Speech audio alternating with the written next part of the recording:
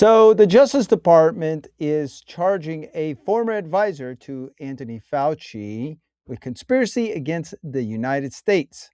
Now, this guy, his name is David Morans, and he is accused of a lot of the same things that Anthony Fauci is more or less accused of. And that includes ginning up propaganda that COVID came from bats instead of a lab.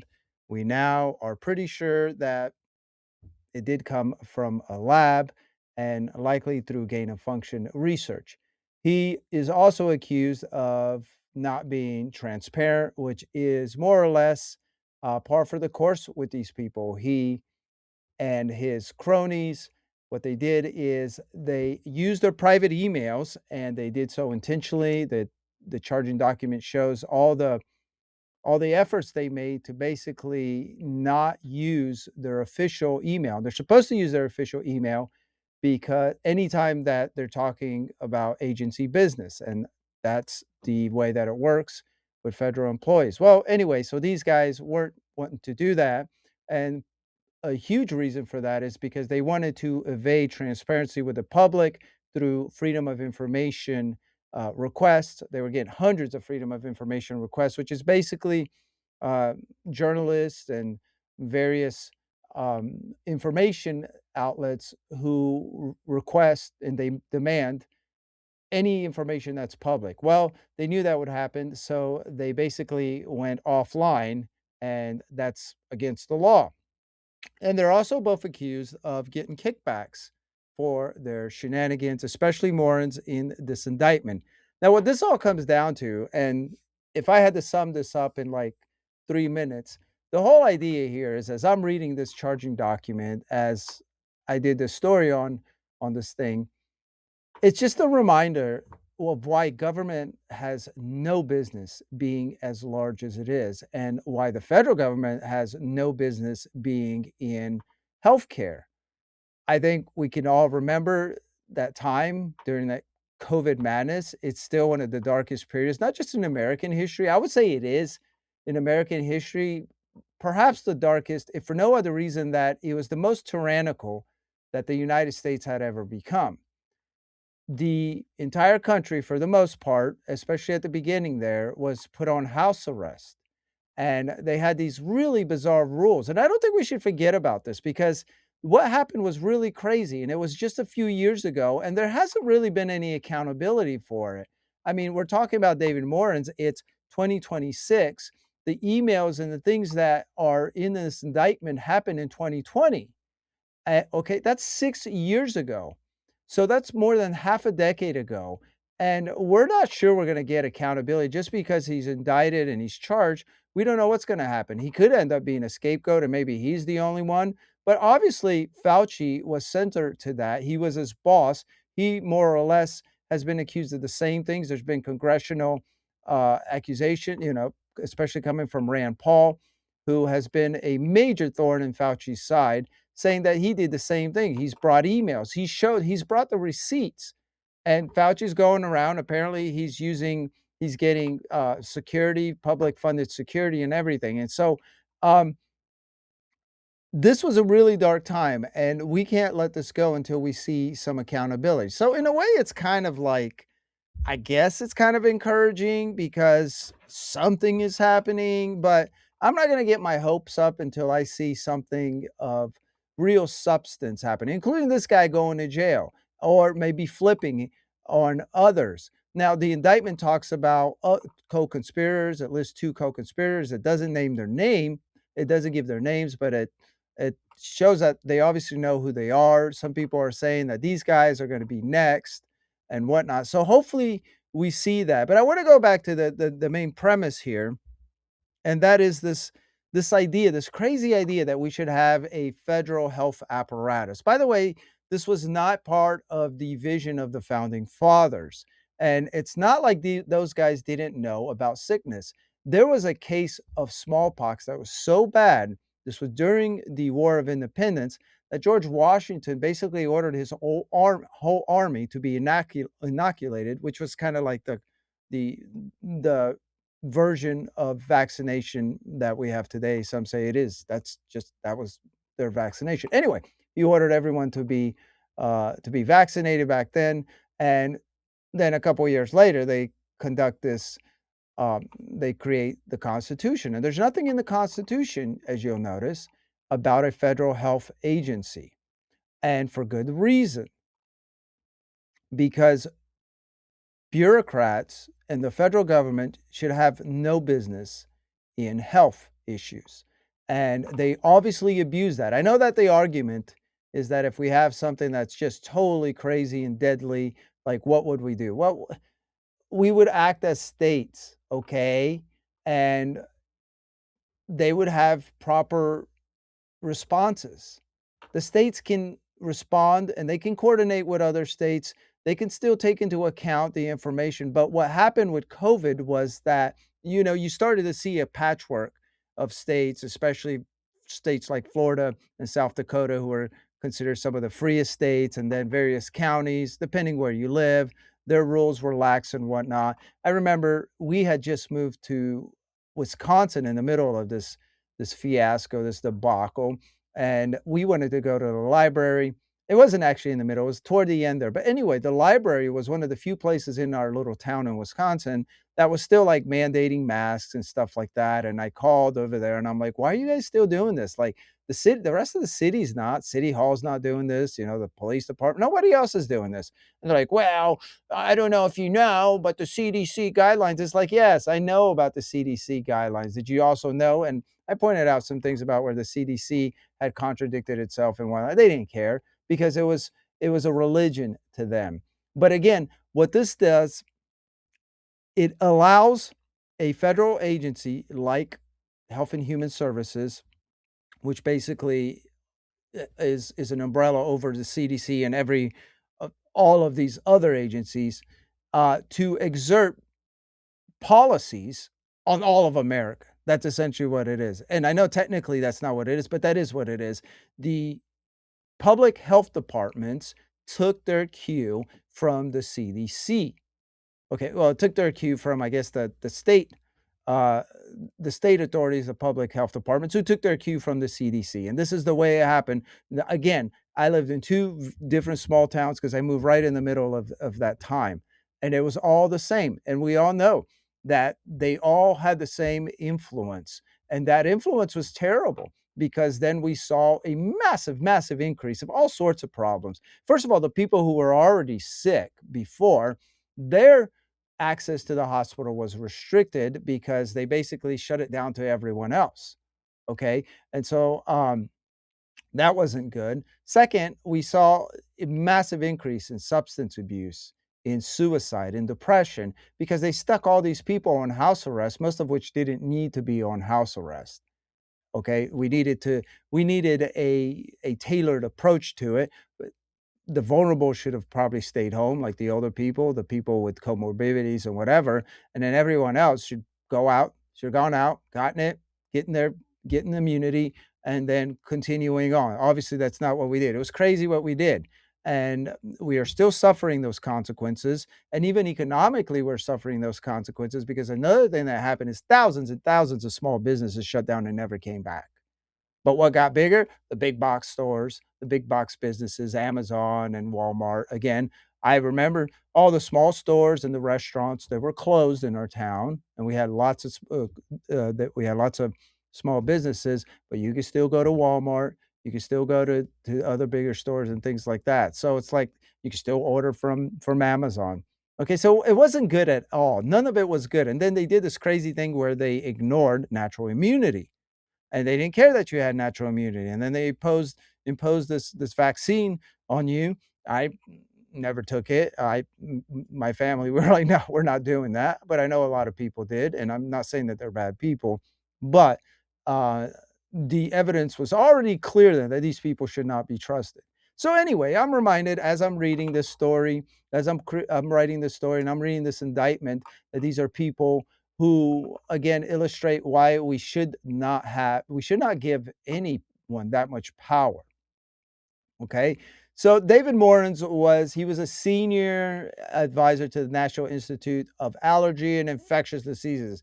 God, that's a long name. NIAID. He was there from 2006 to 2022. He worked with Fauci, And he testified in 2024 that he didn't know that it was a crime to eliminate, to destroy, or evade transparency. Well, if you look at the document, it's clear. There's like pages and pages. The DOJ did a pretty good job showing the lengths that he went to avoid transparency. So here's the thing you got to think about: this guy and Fauci and his co-conspirators. That's four people.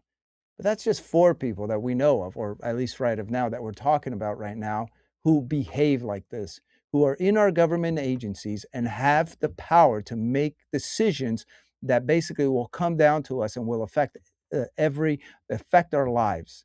These people have the power. Do you really want to give the power to these people to make decisions that will determine whether you can leave your house, that will determine what what kind of vaccines or medications you should or should not take, that determines um, policies in your town all the way from wherever they are? You obviously don't. You obviously don't. So this guy's main job was actually he was supposed to gather information about COVID, and he was supposed to brief um, his seniors. He was supposed to brief Congress, and he was supposed to brief even the president of the United States. And yet, this guy goes on, and his agenda is he's working with others to quash what was becoming apparent, and that is the obvious, well, to quash the narrative that this disease actually did not come from bats. It came from this Wuhan Institute of Virology, which is actually funded, gets money from us, and was conducting gain of function research over there. The kind of research that basically takes a disease or a virus and makes it worse in every possible way. And of course, there's a lot of suspicions that that's exactly what COVID was. I had it twice. Uh, I'm sure everyone's had it at least once, and I think everyone can agree, this was like a bizarre, um, sickness. I've never felt that combination of symptoms and in such a weird way, especially like the out of breathness. It's like you're walking up and down the stairs and you're out of breath. It's like, I was 40. I was pretty good shape. I was jogging at the time and whatnot. And to suffer as I did, or to be so impacted, I thought was kind of crazy. I mean, and it took about 2 weeks to get over. For me, that's a very, very long time. I don't remember the last time it took over 2 weeks to get over anything. My wife got over it way, way sooner, a few days, and my son, he got glassy eyes, and that was the extent um, of his of his sickness. So anyway, I thought,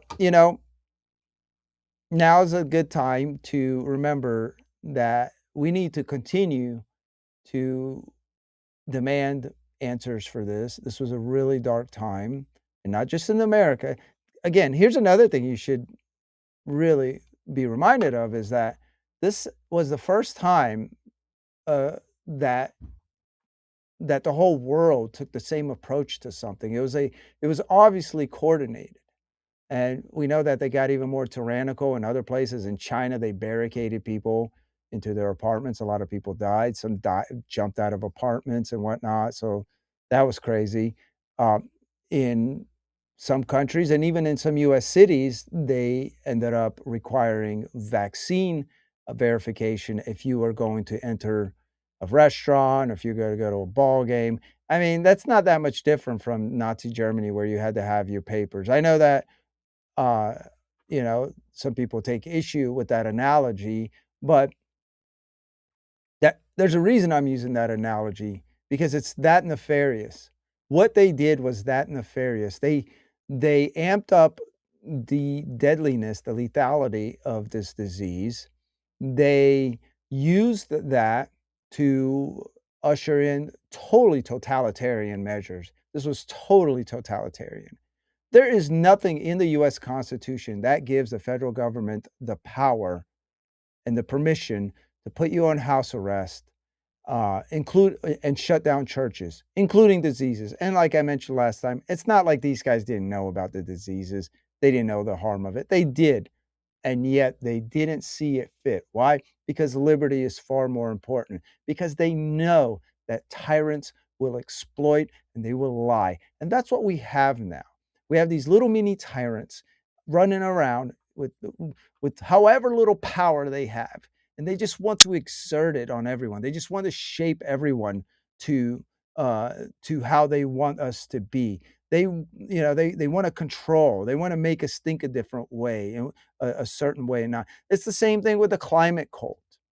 Okay, there's a mentality here. There's a cult-like tyrannical mentality, and obviously a lot of it is very unethical, and it springs from an unethical soul. And that brings us to this to the topic that we have a population that is nowhere near as ethical as it used to be.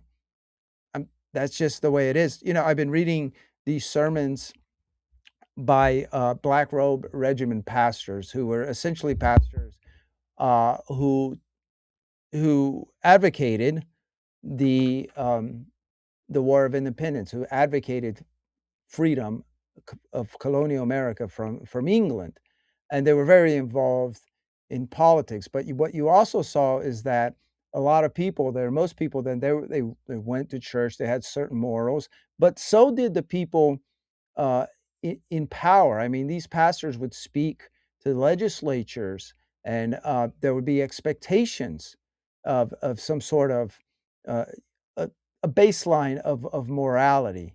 That's not what we have now. We have very, very corrupt people, and our government is rotten. It's rotten from the core all the way to the outer core. And you have a few exceptions where it's the inverse now, whereas in the past, you had pretty decent people, not perfect people or whatnot. Overall, now what you have is you have an overwhelming majority of very rotten, self-interested, greedy people, sociopaths, a lot of them sociopaths, with a few exceptions, a few people here and there who who are principled and who are brave enough to act on those principles. And that's essentially how we are. We have some white hats in Intel, but that's not who's running the show.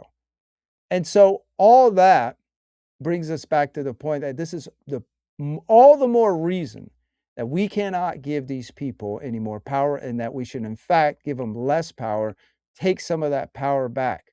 And so an example is this: we should do away with Health and Human Services. We should shutter that agency completely, and we should depend on our state apparatus, on our states to provide whatever information services and even coordination and whatnot on the state level. And they can work with other states. They can use whatever resources they can. There's still a way to carry out what some of the more beneficial elements that HHS and the CDC carries and whatnot. There's ways to share information when it comes to research and whatnot.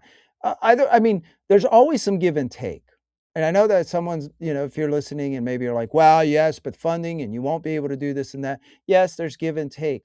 But the danger and the disadvantages that come from a federal health agency a federal health agency far outweighs the dangers and the disadvantages, far outweighs whatever benefits it brings. And the danger is to our liberty, and it's to even to our health, as we saw. And COVID is the best example.